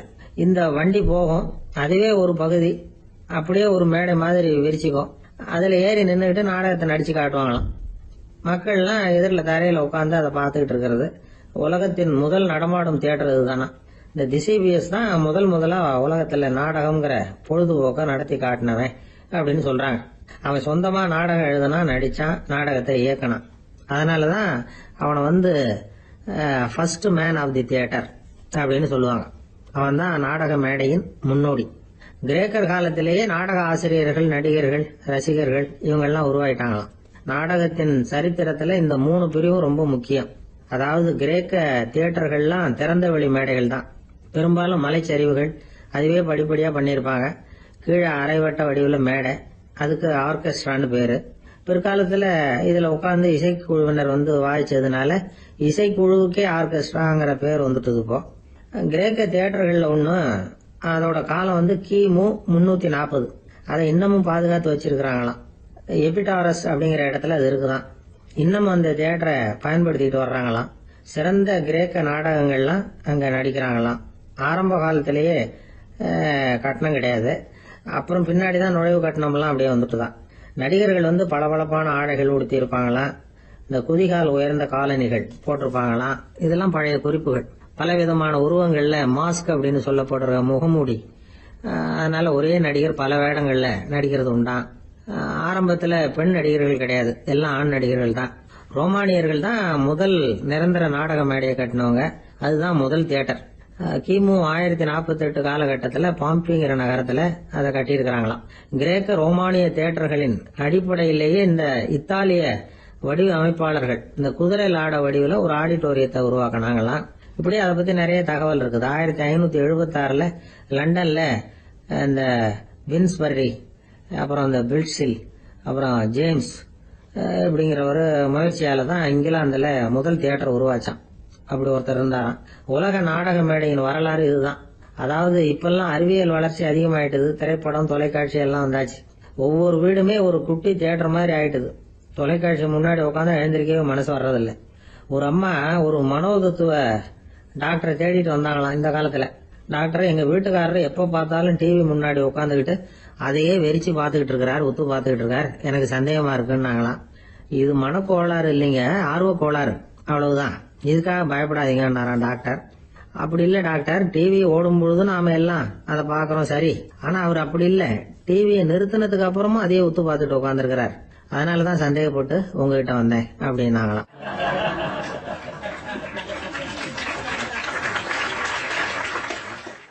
ஒரு சின்ன பையன் வந்தான். அவனை பார்த்து ஒரு கேள்வி கேட்டோம். ஏன்ப்பா உங்க வீட்டுல அம்மா புத்திசாலியா அப்பா புத்திசாலியா அப்படின்னு. அவன் அலட்சியமா நம்மளை பார்த்து சிரிக்கிறான். என்ன சார் இது, இந்த காலத்துல இது கூட தெரியாம இருக்கிறீங்களே அப்படிங்கிறான். ஒரு சின்ன பையன் நம்மளை பார்த்து இப்படி கேட்டு விட்டானே அப்படின்னு நினைக்கிறப்போ நமக்கு ஒரு மாதிரி ஆயிடும். அதுக்கப்புறம் தான் இந்த தாத்தா பாட்டி எல்லாம் சொல்ற ஒரு கதை ஞாபகத்துக்கு வந்தது. அது என்ன கதை தெரியுமா? ஒரு ஊர்ல ஒரு அம்மாவும் பிள்ளையும் இருந்தாங்களாம். அந்த மகனுக்கு திடீர்னு தேசாந்திரம் போய் வரணும்னு ஆசை வந்துட்டுது.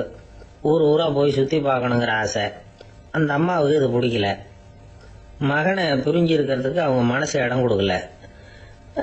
வேணாப்பான்னு சொல்லி பார்த்தாங்க, அவன் கேட்கல. திடீர்னு புறப்படவும் செஞ்சுட்டான். சரி, இனிமே அவனை தடுக்க முடியாதுன்னு முடிவு பண்ணிட்டாங்க அந்த அம்மா. இருந்தாலும் புத்திசாலித்தனமா ஒரு யோசனை பண்ணாங்க. மகனை கிட்டத்துல கூப்பிட்டாங்க. அவங்ககிட்ட சொன்னாங்க, இத பாருப்பா, நீ தேசாந்தரம் போறதுன்னு தீர்மானம் பண்ணிவிட்ட, அதை நான் தடுக்கல, போயிட்டு வந்துடும். ஆனா போறதுக்கு முன்னாடி எனக்கு ஒரு வாக்குறுதி கொடுத்துட்டு போ அப்படின்னாங்க. போறப்போ ராத்திரியா இருந்தாலும் பகலா இருந்தாலும் சரி, புளிய மரத்து நிழல்ல தான் தங்கணும். திரும்பி வர்றப்போ இரவும் பகலும் நீ வேப்ப மரத்து நிழல்லே தங்கணும் அப்படின்னாங்க. சரி, அப்படியே செய்யறேன்னு சொல்லி வாக்குறுதி கொடுத்தான் பையன். புறப்பட்டு போனான். போற வழியில புளிய மரத்து நிழல்லையே தங்கினான், தூங்கினான். அப்படி போய்கிட்டே இருந்தான். 7வது நாள் அவன் உடம்பு சுகம் இல்லாம போயிட்டுது. ரொம்பவும் பலவீனம் ஆயிட்டான். இனிமே நடக்க முடியாதுங்கிற நிலைமை வந்துட்டுது. யோசிச்சு பார்த்தான். சரி, இதுக்கு மேல போக வேண்டாம் அப்படின்னு முடிவு பண்ணிட்டு திரும்பி வர ஆரம்பிச்சுட்டான். திரும்பி வர்றப்போ வழியில வேப்ப மரத்து நிழல்லையே தங்கி தங்கி வந்தான். நாளுக்கு நாள் உடம்பு சரியா வந்துட்டுது. 7வது நாள் வீட்டுக்கு சேர்றான். உடம்பு பழையபடியே கலகலப்பாயிட்டுது. பூர்ண சுகம்.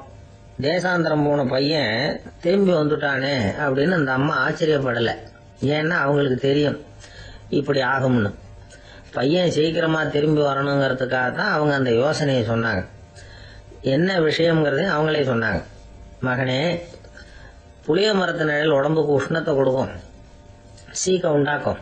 அதனால நீ தொடர்ந்து புளிய மரத்து நிழல்ல தங்கினாவே நோய்க்கு ஆளாயிட்ட.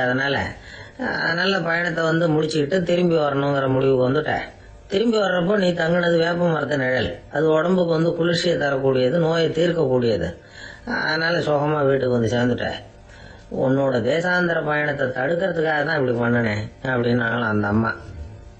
பாத்தீங்களா அம்மாவோட புத்திசாலித்தனத்தை? அப்பாவா இருந்தா இப்படியா பண்ணுவார்?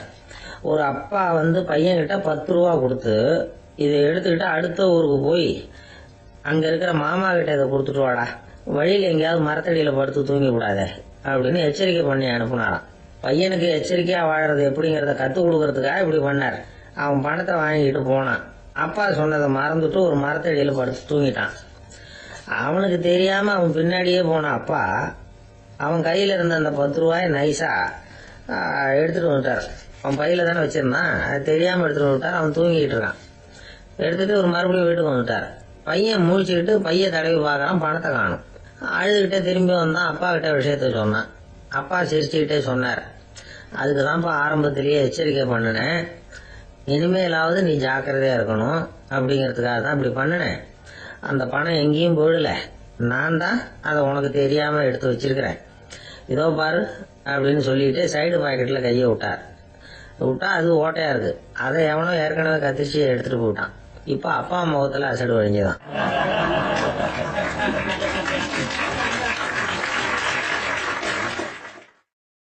ஒரு அரசனும் அமைச்சரும் ஒரு நாள் ரொம்ப சாவகாசமா பேசிக்கிட்டு இருந்தாங்களாம்.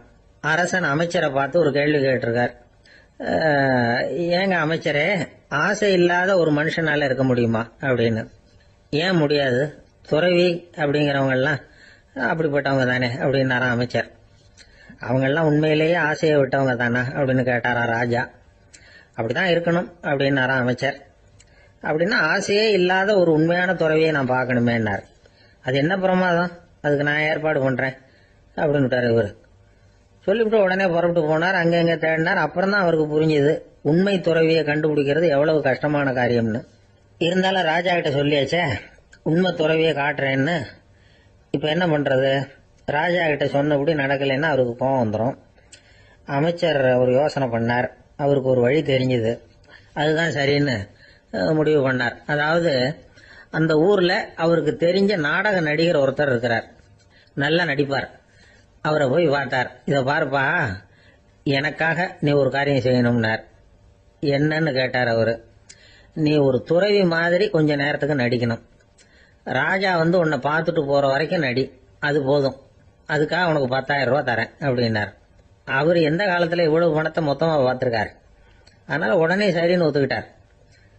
அமைச்சர் அரண்மனைக்கு திரும்பி வந்தார். என்ன அமைச்சரே, இன்னுமா ஒரு உண்மையான துறவி கிடைக்கலன்னார். உண்மையான துறவி ஒருத்தரை இப்பதான் கொஞ்ச நேரத்துக்கு முன்னாடி பார்த்து பேசிவிட்டு வர்றேன். அவர் நம்ம ஊருக்கு வெளியில குளத்தங்கரையில உள்ள ஒரு ஆலமரத்துக்கு அடியில் உட்காந்துருக்கிறார் அப்படின்னார் இவர்.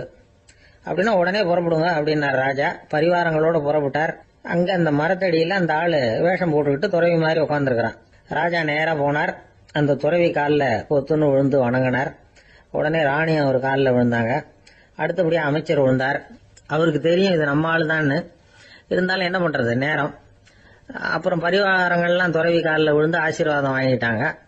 ராஜா அப்புறமா தங்கத்தட்டுல பொண்ணையும் பொருளையும் வச்சு அந்த துறவி கிட்ட ரொம்ப பணிவா நீட்டுறார்.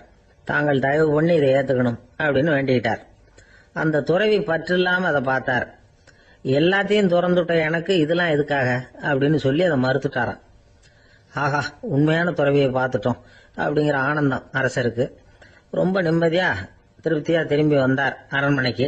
அதுக்கப்புறம் அமைச்சர் யாருக்கும் தெரியாம அந்த துறவிகிட்ட ஓடினார். சொன்ன பிரகாரம் பணத்தை நீட்டினார். இந்தப்பா, நான் உங்ககிட்ட சொன்னபடி 10,000 ரூபா பணம் எடுத்துக்கோ அப்படின்னார். அந்த ஆள் ராஜா கிட்ட சொன்னது மாதிரியே எல்லாத்தையும் திறந்துட்ட எனக்கு இதெல்லாம் எதுக்காக வேணாம் அப்படின்னு விட்டாராம். நடிச்ச வரைக்கும் போதும்பா, இனிமே இந்த நாடக வசனம்லாம் வேணாம், வேஷத்தை கலைச்சிரு, பணத்தை வாங்கிக்கோன்னார். இல்லைங்க, இது வேஷம் இல்லை, இது வசனமும் இல்லை, இது உண்மை. கொஞ்ச நேரம் துறவி மாதிரி நடிச்சதுக்கே இந்த தேசத்து ராஜா, ராணி, அமைச்சர், பரிவாரங்கள் எல்லாம் என் காலில் விழுந்து வணங்குறாங்க. அப்படின்னா உண்மையான துறவியா இருக்கிறது எவ்வளவு பெருமையான விஷயம். நான் உண்மையான துறவியா ஆக போறேன், அப்படி முடிவும் பண்ணிட்டேன் அப்படின்னார் அந்த நடிகர். வேஷம் கூட எப்படிப்பட்ட விளைவுகளை உண்டு பண்ணுது பாத்தீங்களா. நம்மால் ஒருத்தன் ரொம்ப வசதியா தான் இருந்தான். ஒரு நாள் அவன் சொத்து பூரா திருட்டு போயிட்டுது. அதுக்கப்புறம் இவன் துறவி மாதிரி ஆயிட்டான். ஊர் ஊரா சுத்தினான். ஒரு குருநாதரை தேடி கண்டுபிடிச்சான். அவர்கிட்ட சீடனா சேர்ந்துக்கிட்டான். அவனை பார்த்து ஒருத்தர் கேட்டார், நீ உண்மையான சீடன் தானான்னு. இல்லைங்க, சீடன் மாதிரி நடிச்சுக்கிட்டு இருக்கிறேன் அப்படின்னா. அது குரு துரோகம் இல்லையா அப்படின்னு கேட்டார் அவர். இல்லைங்க, நான் பண்ணது குரு துரோகம் இல்லை, என் குரு பண்ணதுதான் துரோகம். என்னுடைய பணத்தை கொள்ளையடிச்சது இவர் தான். அதை எங்க வச்சிருக்காருன்னு கண்டுபிடிக்கிறதுக்காக தான் இவர்கிட்ட சீடனா சேர்ந்திருக்கிறேன் அப்படின்னானா.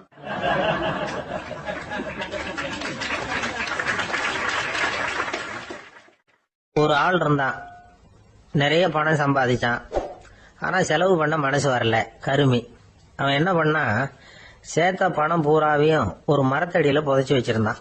வாரத்துக்கு ஒரு தடவை அந்த மரத்தடிக்கு வருவான். புதைச்ச இடத்த ஆவலோட பார்த்துக்கிட்டு இருப்பான். அதுக்கப்புறம் போயிடுவான். அவ்வளவுதான். ஒரு நாள் ஒரு திருடன் வந்தான். இவன் புதைச்சி வச்சிருந்ததெல்லாம் எடுத்துட்டு போட்டான். இது தெரிஞ்சு போச்சு. அந்த கருமி புலம்ப ஆரம்பிச்சுட்டான். இவன் புலம்பல கேட்டதும் அக்கம் பக்கத்துல இருந்தவங்க எல்லாம் ஓடி வந்தாங்க. என்ன விஷயம்னு விசாரிச்சாங்க. இவன் சொன்னான். ஒரு பெரியவர் கேட்டார், ஏன்பா வாரம் இந்த இடத்த பாக்குறதாக சொன்னியே, எப்பவாவது இதுல இருக்கிற பணத்தை எடுத்து செலவு பண்ணிருக்கியா அப்படின்னு கேட்டார். நான் அப்பப்போ அதை பாக்குறது தான் வழக்கம், அதை தொட்டதே இல்லைன்னு அவன். சரி, அப்படின்னா இப்பவும் நீ அதே மாதிரி வாரம் ஒரு தடவை இந்த இடத்த பார்த்துட்டு போகலாமே அப்படின்னாராம் அந்த பெரியவர். அதுவும் சரிதானே, எவ்வளவு காலமானாலும் அவன் அந்த பணத்தை எடுத்து செலவு பண்ண போறதில்ல. அப்படி இருக்கிறப்ப உள்ளே பணம் இருந்தாலும் ஒண்ணுதான், இல்லாம போனாலும் ஒண்ணுதான். இதுல இருந்து என்ன புரியுதுன்னா, ஒருத்தர்கிட்ட இருக்கிற பணத்தை கொண்டு அவர் பணக்காரரா ஏழையா அப்படின்னு முடிவு செய்யறது சரியில்லை. அந்த செல்வத்தை அனுபவிக்கிற திறன், பயன்படுத்துற திறன், அதை வச்சுதான் அவர் ஏழையா பணக்காரரா அப்படிங்கறத நிர்ணயம் பண்ணணும். அதுதான் சரி. செலவு பண்ண தெரியாதவன் சேகரம் பண்ணிட்டே இருக்கிறதுனால என்ன பிரயோஜனம்? தலைமுடியே இல்லாதவன் தாராளமா சீப்புகளை வாங்கி சேகரம் பண்றது மாதிரி தானே இது. சில சமயம் செலவு பண்ண நாம தயாரா இருந்தா கூட அந்த செல்வம் நமக்கு பயன்படுறதில்ல. அரேபியாவில் ஒரு நகை வியாபாரி விலை உயர்ந்த முத்துக்களை எல்லாம் அவர் வச்சு வியாபாரம் பண்ணிட்டு இருந்தார். அவர் ஒரு சமயம் ஒரு பாலைவனம் வழியா போயிட்டு இருக்கிறார் ஒட்டகத்துல. அப்போ திடீர்னு கடுமையான புயல் வீச ஆரம்பிச்சுட்டுது. திசை தவறி இவர் எங்கேயோ வந்துட்டார். கூட வந்தவங்களையும் காணல, எங்க போனாங்களும் தெரியல. இவர் ரொம்ப பயந்து போய் அங்கேயும் எங்கேயுமா அலைஞ்சு திரியிறார். வழியே தெரியல. பசி கடுமையாயிட்டுது. ஒட்டகத்து முதுகுல ஒரு மூட்டை இருந்தது. அதை பிரிச்சு பார்த்தார். உள்ள ஏதாவது இருக்கான்னு தேடி பார்க்கறார். அது வரைக்கும் கண்ணில் தட்டுப்படாத அபூர்வமான ஒரு பை கண்ணில் பட்டுது. ஆஹா, அதுல ஏதாவது சாப்பிட்றதுக்கு இருக்கும் அப்படின்னு நினைச்சு ஆவலா அதை பிரிச்சு பார்க்கறார். அந்த பையில விலை உயர்ந்த முத்துக்கள் நிறைய இருந்துதான். அப்பதான் அவர் நினைச்சாராம், விலை உயர்ந்த முத்துக்கள் கூட சாப்பிட்றதுக்கு உணவாக முடியாது அப்படிங்கறத புரிஞ்சுக்கிட்டாராம். எந்த நேரத்துல எது நமக்கு தேவையோ அது நமக்கு தாராளமா கிடைக்கணும். அப்படி அது கிடைக்கிறதுக்கு நம்ம கிட்ட இருக்கிற செல்வம் பயன்படணும். அது நமக்கும் பயன்படலாம், நம்ம மூலமா அடுத்தவங்களுக்கும் பயன்படலாம். அதுதான் செல்வத்தின் பயன். ஒரு மரத்தடியில ஒருத்தன் உட்காந்து அழுதுகிட்டு இருந்தான். அந்த பக்கமா வந்த இன்னொருத்தன் ஏப்பா அழுதுகிட்டு இருக்கிறேன்னு கேட்டான். இந்த இடத்துலதான் பூமிக்கு அடியில பணம் இருக்குது, புதைச்ச இடம் தெரியல, அதான் அழறேன் அப்படின்னா. நல்லா ஞாபகப்படுத்தி பாரு, எந்த இடத்துல புதைச்ச அப்படின்னு கேட்டான் இவன். அது எப்படி எனக்கு தெரியும், புதைச்சு வச்சிருக்கிறவன் நான் இல்லையே, எங்க எழுத்து வீட்டுக்காரன் அப்படின்னு இவன்.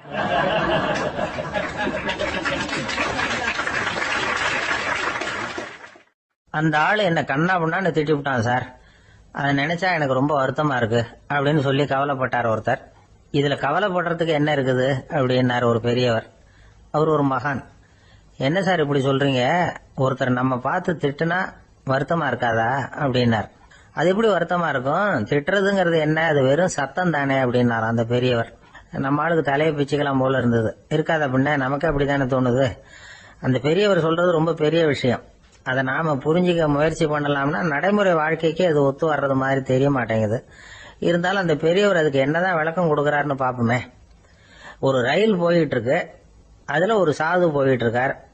அந்த ரயில் அவரு ஹரித்வாரம் போயிட்டு இருக்காரு. அவரு ரயில்ல ஏகப்பட்ட கூட்டம். நம்ம ஊர் ரயில் கேட்க வேணும், டிக்கெட் வாங்கிட்டு கொஞ்சம் பேர், வாங்காத கொஞ்சம் பேர். அது என்னத்துக்கு அனாவசியமா டிக்கெட் அப்படிங்கிற நினைப்புல பாதி பேர். இந்த கூட்டத்துக்கு மத்தியில அந்த சாதுவும் போயிட்டு இருக்கிறார். உட்கார்றதுக்காக இருந்த இடத்துல ஒரு ஆள் படுத்திருக்கிறான். கொஞ்சம் முரட்டு ஆசாமி. அவன் காலு பக்கத்துல கொஞ்சோண்டு இடம் பாக்கி இருந்தது. அந்த இடத்துல இந்த சாது உட்கார்ந்திருந்தார். மெதுவா உட்காந்துக்கிட்டார் போய். ஆனா அந்த ஆளு ராத்திரி பூரா இவரை காலால உதச்சிக்கிட்டே இருக்கிறான். அது இவருக்கு ரொம்ப அவமானமா பட்டது. அதனால துக்கம் ஏற்பட்டது. இருந்தாலும் அதை ஒரு மாதிரியா சகிச்சுக்கிட்டே இவர் வந்து சேர்ந்தார். பொழுது விடிஞ்சது. அந்த சாது ஹரித்வார் வந்து சேர்ந்தார். அங்க ஒரு பெரிய ஞானியை சந்திச்சார். ராத்திரி ரயில்ல அந்த ஆளு உதைச்சதையும் அதனால தனக்கு ஏற்பட்ட துக்கத்தையும் இந்த சாது அந்த ஞானி கிட்ட சொன்னார். சொல்லிவிட்டு, ஏன் சுவாமி, எனக்கு துக்கம் ஏற்பட்டதே அது தப்பா அப்படின்னு கேட்டார். தவறுதான் அந்த ஞானி. உனக்கு இன்னமும் தேக அபிமானம் போகலைங்கிறது தான் அது காட்டுது. அஷ்டாவக்கிரர் என்ன சொல்றார் தெரியுமா, உண்மையான ஞானி யாராவது தன்னை வந்தனை செய்தால் அதற்காக சந்தோஷப்பட மாட்டார், யாராவது நிந்தனை செய்தால் அதற்காக வருத்தப்பட மாட்டார் அப்படின்னு சொல்றார். நிந்தனைங்கிறது ஒரு ஒலி தான். தேகாபிமானம் இருக்கிற வரைக்கும் இந்த ஒலி நம்மளை வேதனைப்படுத்தும். நான் தேகம் இல்லை, ஆத்மா அப்படிங்கிற நினைவு இருந்தா இந்த ஒலி நம்மளை பாதிக்காது. மனு என்ன சொல்றார் தெரியுமா, ஒரு சாதகன் பாராட்டுதலை விஷம்னு நினைச்சு பயப்படணும், அவமானத்தை அமிர்தம்னு நினைச்சு சந்தோஷப்படணுங்கிறார். அவமானப்பட்டா கவலைப்படாம எப்படி இருக்க முடியும் அப்படின்னு தான் நமக்கு தோணும். அதனாலதான் நம்மள யாரும் இதுக்கு உதாரணமா யாரையும் காட்ட முடியல. புத்தரையும் கபீரையும் உதாரணமா காட்டுறாங்க. அவங்களுக்கெல்லாம் அவமானம் ஏற்பட்டப்போ கவலையே படலையாம். புத்தரை அவமானப்படுத்தணுங்கிறதுக்காக கௌசாம்பி ராணி ஒரு இளம் பெண்ணை கொலை பண்ணி சடலத்தை புத்தர் குடிசைக்கு முன்னாடி போட சொன்னார். போட்டாங்க. புத்தர் தான் அந்த பொண்ணை கெடுத்து கொலை பண்ணி விட்டாருன்னு எல்லாரும் நினைச்சாங்க. ஆனா புத்தர் இதை பத்தி கவலையே படல. அப்புறமா உண்மை தெரிஞ்சதும் புத்தர் புகழ் இன்னும் அதிகமாயிட்டது. ஒரு பெரிய சபையில ஒரு மோசமான பொண்ணு நுழைஞ்சு தனக்கும் கபீருக்கும் சம்பந்தம் உண்டுன்னு சொன்னா கபீர் கவலைப்படல. அவங்க மாதிரியெல்லாம் நாமளும் இருக்க கத்துக்கணும்.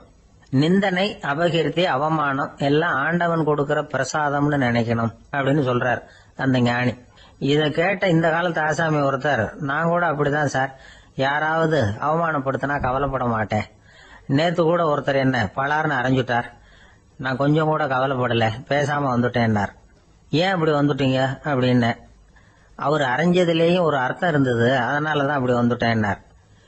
ஏன் அரைஞ்சாருன்னு கேட்டேன். 10 வருஷத்துக்கு முன்னாடி 15 ரூபா அவர்கிட்ட கடன் வாங்கினேன், அதை கேட்டு கேட்டு பார்த்துட்டு கடைசியா தான் அரைஞ்சார் அப்படின்னார். ஆண்டவனுடைய பிரசாதம் இவருக்கு அடிக்கடி கிடைக்கும் போல இருக்கு.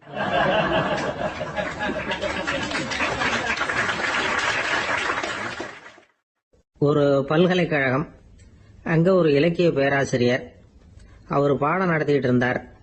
ராபர்ட் பிரவுனிங் எழுதிய கவிதைகளை பத்தி சொல்லிட்டு இருக்கிறார். மாணவர்களும் ரொம்ப அக்கறையா அதை கேட்டுக்கிட்டு இருக்கிறாங்க. ஒரு குறிப்பிட்ட கவிதையை பத்தி சொல்லும் பொழுது அந்த பேராசிரியருக்கே ஒரு சந்தேகம், அதாவது அந்த கவிதையின் சரியான அர்த்தம் என்னங்கிறதுல சந்தேகம்.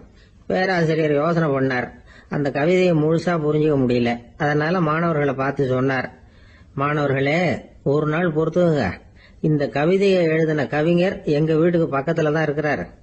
இன்னைக்கு சாயந்தரம் நான் அவரை நேரிலேயே போய் பாக்குறேன், பார்த்து இதுக்கு என்னங்க அர்த்தம்னு கேட்டுட்டு வந்துடுறேன், அதுக்கப்புறம் உங்ககிட்ட சொல்றேன் அப்படின்னாராம். அன்னைக்கு சாயந்தரமே அந்த பேராசிரியர் கவிஞரை தேடிட்டு போயிட்டார். கவிஞர் அவங்க வீட்டுல அவர் பாட்டு உட்காந்துருந்தாராம். இவர் போய் அவர் முன்னாடி உட்கார்ந்தார். அப்புறம் கேட்டார், ஐயா, அந்த கவிதையின் முழு பொருள் என்னன்னு தெரிஞ்சுட்டு போறதுக்காக வந்திருக்கிறேன் அப்படின்னாராம். எந்த கவிதை அப்படின்னாராம் அவரு. இவர் அந்த கவிதையை சொல்லியிருக்கார். கவிஞர் கொஞ்சம் யோசனை பண்ணிவிட்டு அப்புறம் சொன்னாராம், பேராசிரியரே, நீங்க கொஞ்சம் தாமதமா வந்துட்டீங்கன்னாராம். இவருக்கு ஒன்னும் புரியல. நீங்க என்ன சொல்றீங்க, நான் தாமதமா வந்துட்டேனா? நீங்க தான் உயிரோட இருக்கிறீங்களே, அப்படி இருக்கும்போது நான் தாமதமா வந்துட்டேன்னா அது எப்படி அப்படின்னு இவர் குழம்பி இருக்கிறார். இப்ப கவிஞர் சொன்னாராம், ஐயா, நான் உயிரோட இருக்கிறேனா இல்லையாங்கிறது முக்கியம் இல்ல, நான் அந்த கவிதை வரிகளை எழுதினப்போ 2 பேருக்கு அதோட அர்த்தம் தெரிஞ்சிருந்தது, இப்போ ஒரே ஒருத்தருக்கு தான் அதோட அர்த்தம் தெரியும் அப்படின்னாராம். பேராசிரியர் யோசனை பண்ணிருக்கார். அப்படின்னா அந்த ஒருத்தர் கவிஞர் ராபர்ட் பிரவுனிங்கை தவிர வேற யாரா இருக்க முடியும்? இவர் தான் அப்படிங்கறத அவர் மனசுல நினைச்சுக்கிட்டார். அதனால சொன்னார், ஐயா, நான் தாமதமா வரல, அந்த கவிதையின் பொருள் என்ன அது சொல்லுங்கன்னார். பேராசிரியரே, நான் சொல்றது உங்களுக்கு புரியலன்னு நினைக்கிறேன். நான் இந்த வரிகளை எழுதினப்போ 2 பேருக்கு அதோட அர்த்தம் தெரிஞ்சிருந்தது. அந்த 2 பேர் யாருன்னா, ஒருத்தர் ராபர்ட் பிரவுனிங், அதாவது நான், இன்னொருத்தர் கடவுள். இப்போ அது கடவுளுக்கு மட்டும்தான் தெரியும். நானே இதை பத்தி பல தடவை யோசனை பண்ணி பார்த்தேன். இது ரொம்ப அழகானது, ஆனாலும் ரொம்ப வழுக்கலானது. அதை பிடிச்சிட்டோம்னு நினைச்சிட்டு இருக்கும் பொழுதே காத்து மாதிரி அது உங்ககிட்ட இருந்து ஓடி போயிடுது. எனக்கு ரொம்பவும் வருத்தமா தான் இருக்குது. நிச்சயமா நான் தான் இந்த வரிகளை எழுதியிருக்கிறேன், அதுல அர்த்தம் இருக்குங்கிறது எனக்கு தெரியும், அதை நான் உணர்றேன். ஆனா நீங்க என்ன மன்னிக்கணும், எனக்கே கூட அதை என்னால விளக்க முடியல. அப்படி இருக்கும் பொழுது உங்களுக்கு எப்படி அதை நான் விளக்க முடியும் அப்படின்னு அந்த கவிஞர். அனுபவிக்கப்படக்கூடிய எல்லாமே விளக்கப்படக்கூடிய ஒன்றல்ல, விளக்கப்படும் எல்லாமே அனுபவிக்கப்படக்கூடிய ஒன்றல்ல அப்படிங்கிறது ஞானிகளுடைய கருத்து. அதுக்காக தான் அந்த சம்பவம். வாழ்க்கையில நீங்கள் தொடர்ந்து ஆய்வு செய்து கொண்டே இருக்கக்கூடிய விளக்கங்களை ஒருபோதும் அடைய முடியாத பரிமாணங்கள் இருக்கிறதுனாலதான் அது அலுப்பு தட்டாம இருக்குது. உங்களால நிறைய அனுபவிக்க முடியும், இருந்தாலும் நீங்கள் அனுபவித்து அறிந்த விஷயங்கள் கூட வார்த்தைகளால விளக்கப்பட முடிவதில்லை அப்படிங்கிறது பெரியோர் சிந்தனை. இதெல்லாம் ஒரு பக்கம் இருக்கட்டும். நமக்கு தெரிஞ்ச பேராசிரியர் ஒருத்தர் 1 மணி நேரம் ரொம்ப விவரமா வகுப்பு எடுத்தார். கடைசியா சொன்னார், மாணவர்களே, ரொம்பவும் எளிமையா விளக்கமா எல்லா விவரமும் சொல்லியிருக்கிறேன், அதனால இதுல உங்களுக்கு சந்தேகம் வர்றதுக்கு வாய்ப்பே இல்லை. இருந்தாலும் கேட்க வேண்டிய கடமை கேட்கிறேன். இதுவரைக்கும் நடத்தினதுல யாருக்காவது ஏதாவது சந்தேகம் உண்டா அப்படின்னு கேட்டாராம். எனக்கு ஒரே ஒரு சந்தேகம் தான் சார் அப்படின்னு எழுந்திரிச்சு நிக்கிறான் ஒருத்தன். என்னன்னு கேட்டாராம். இதுவரைக்கும் நீங்க என்ன பாடம் சார் நடத்துனீங்க அப்படின்னானா அவன்.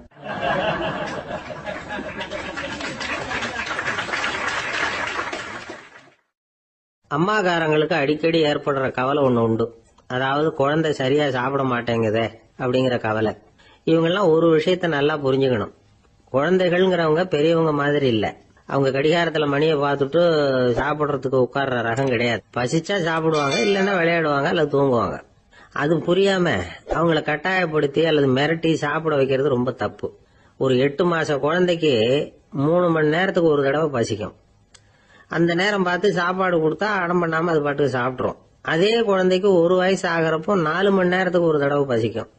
இந்த வயசுல இயற்கையாவே பசி குறைஞ்சிருக்கும். அது புரியாம என் குழந்தை முன்னாடி மாதிரி இப்ப சரியா சாப்பிட மாட்டேங்கிறான் அப்படின்னு சில பேர் டாக்டர் கிட்ட போய் சொல்லிக்கிட்டு இருப்பாங்க. இன்னொரு விஷயம், ஒரு குழந்தைக்கு வயசு அதிகமாகிற வேகத்துக்கு உடம்பு எடையும் அதிகமாகிக்கிட்டே போவாது. உடம்பு எடை அதிகமாகிற வேகம் குறைஞ்சிக்கிட்டே வரும்.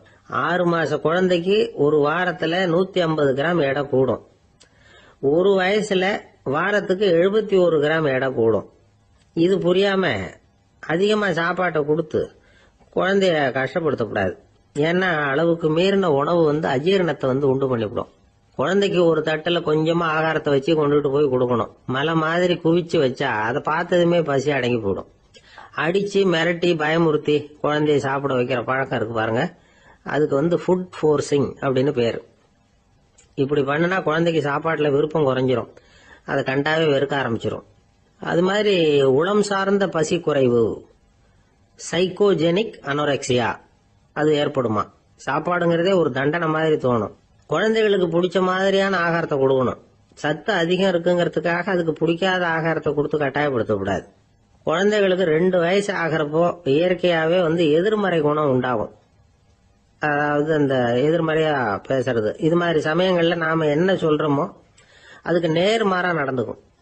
ஏட்டிக்கு போட்டி, சாப்பிட சொன்னா விளையாட போவோம், விளையாட சொன்னா சாப்பாடு கேட்கும். இதை புரிஞ்சுக்கிட்டு நடந்துக்கணும். குழந்தை சொன்ன பேச்சை கேட்கலேன்னு கோவப்படக்கூடாது. குழந்தை வளர வளர பிடிவாத குணம் வர்றது சகஜம்.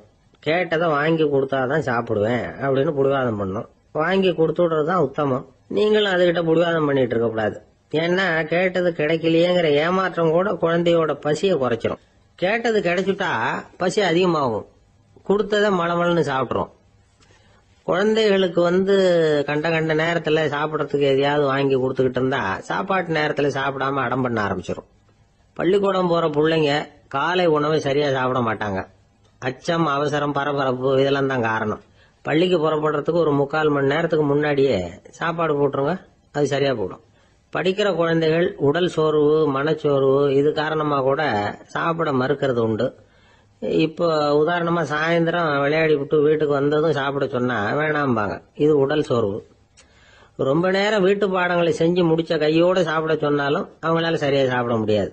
இது உளச்சோர்வு, அதாவது மனச்சோர்வு. இதை தவிர குழந்தைகளுக்கு உடல் நலக்குறைவு ஏற்பட்டா கூட சாப்பிட மறுக்கிறது உண்டு. சில மருந்து மாத்திரைகள் கூட பசியை குறைச்சிரும். அதனால சரியா தெரிஞ்சுக்கிட்டு குழந்தைகளை சாப்பிட வைக்கணும். அது புரியாம கையில சாப்பாட்டு தட்டை வச்சுக்கிட்டு குழந்தைகளை விரட்டிக்கிட்டு அலையக்கூடாது. ஒரு சின்ன பையன் சொன்னான், எங்க அம்மா சாப்பாடு போடுறது தெரிஞ்சா நான் உடனே வீட்டை விட்டு வெளியில ஓடி போடுவேன் அப்படின்னா. ஏன் அப்படி பண்றேன்னு கேட்டோம். எங்க அப்பா கூட அது மாதிரிதான் சார் பண்ணுவார் அப்படிங்கிறான்.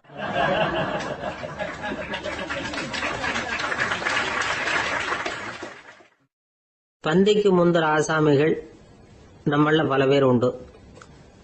அப்படி முந்தறதுக்கு கூட முயற்சி பண்றவங்க நிறைய பேர் இருக்கிறாங்க. இதுல என்ன ஒரு விஷயம்னா, பந்திக்கு முந்தறது கூட தப்பு இல்ல. ஆனா அப்படி ஒரு விருந்துல ஆளா போய் உட்காந்து சாப்பிட்டா கூட வெளியில வர்றப்ப என்ன பெரிய விருந்து வச்சுட்டான், சாம்பார்ல உப்பு இல்ல, ரசத்துல காரம் இல்ல அப்படின்னு குறை சொல்லிட்டே வர்றது இருக்கு பாருங்க, அது சரியில்லை, நாகரிகமும் இல்லை.